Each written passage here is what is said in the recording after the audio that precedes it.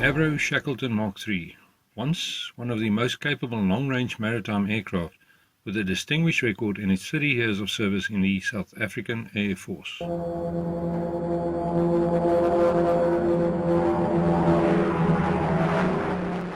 A truly marvelous machine, adored by the crews that flew in her and those that maintained her, she was to achieve legendary status as protector of the South African coastline and oceans.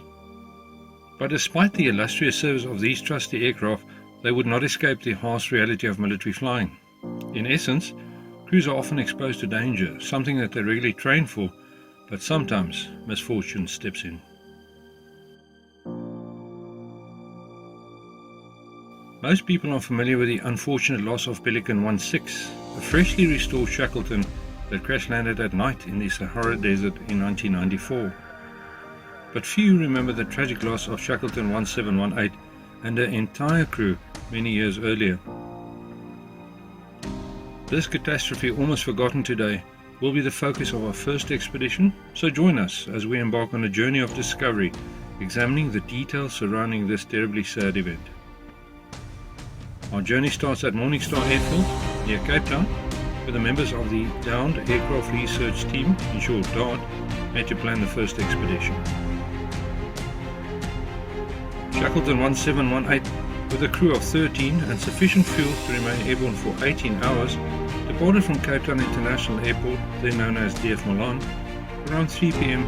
on the 8th of August 1963. The purpose of the flight was to participate in a naval training exercise 60 nautical miles southwest of Port Elizabeth, where the crew intended to practice submarine hunting procedures. Soon after takeoff, the aircraft encountered weather of the worst kind: thick layers of low cloud, heavy rain, a very low freezing level, and particularly strong winds. For reasons unknown, the pilot in command, Captain Sivertson, made a last-minute decision to deviate from his intended coastwise route and opted for a shortcut over land. Unfortunately, the Cape Town ATC radar then went off the air as a result of severe flooding, and thus the flight path of the aircraft could not be monitored. Minutes later, air traffic control recorded an incomplete distress call from the aircraft, after which it simply vanished. An extensive search then followed, but owing to conflicting reports from witnesses all along the coast, the search concentrated on the area around Mossel Bay.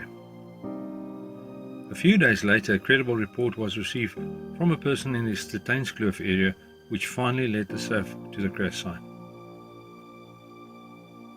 Arriving at the scene, they found that the aircraft was totally destroyed and all 13 members had tragically lost their lives. Today, Shackleton 1718 lies hidden in the Steynskloof Valley, slowly fading away as nature has taken its course in reclaiming it. After almost 6 decades, the wreck has now deteriorated significantly and will probably soon become indistinguishable from its surroundings. Having performed all the necessary safety briefings, equipment checks and legal requirements, we finally departed by road from Cape Town. Having done this trip before, we all agreed to this final expedition in order to pay homage to those that paid the ultimate price in the execution of their duties. The road trip will take us past the crash site of a South African Air Force Oryx helicopter just beyond the Huguenot Tunnel. So gentlemen, start your engines. So he came after strikers away, he came down the valley here and he tried to force them and went out of control over here about.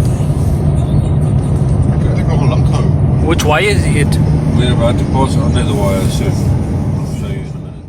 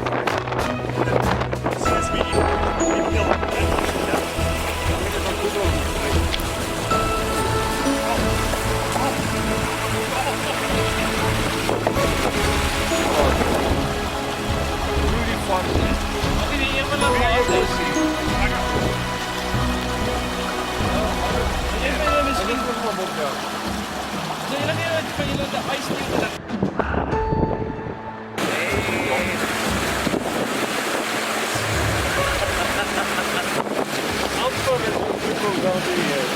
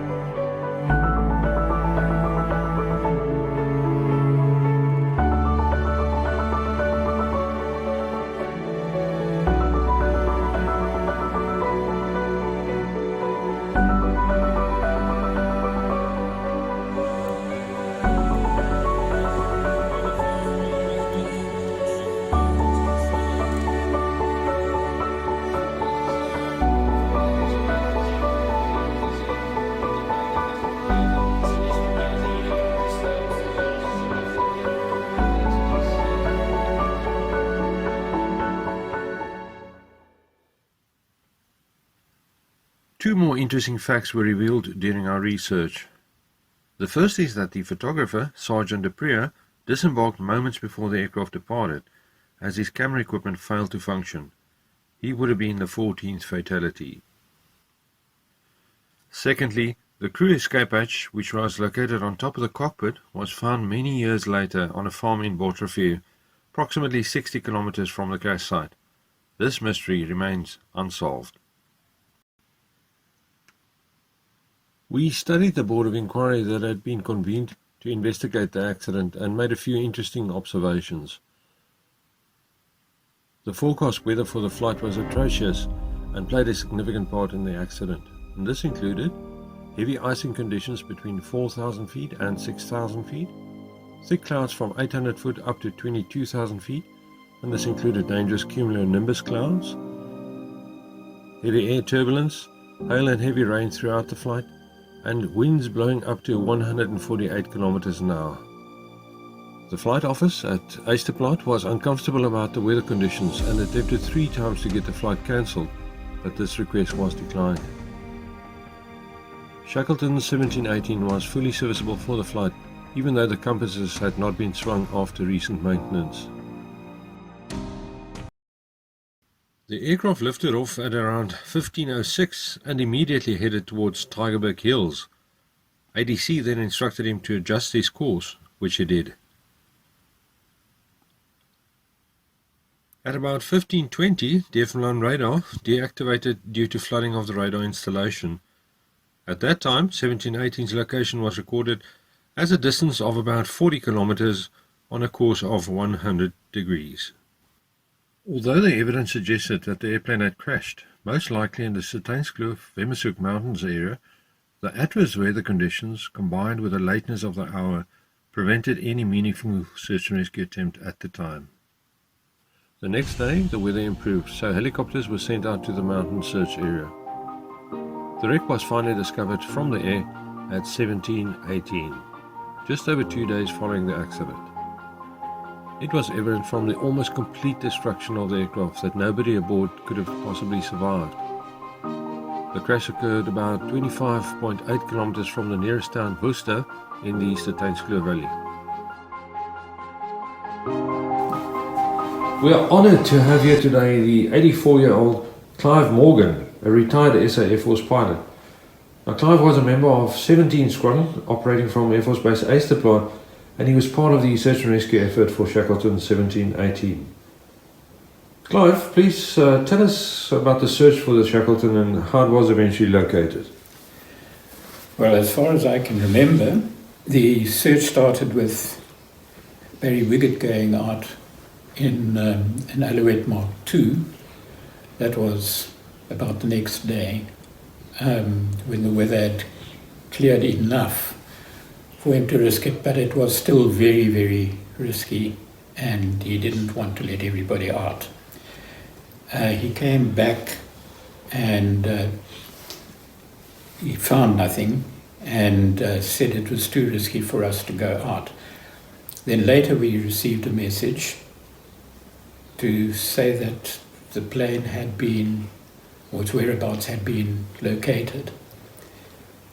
We then set off in helicopters to search for the planes, and as I remember it, we did it more or less in relays because we didn't want to risk collisions in confined spaces there in the valleys.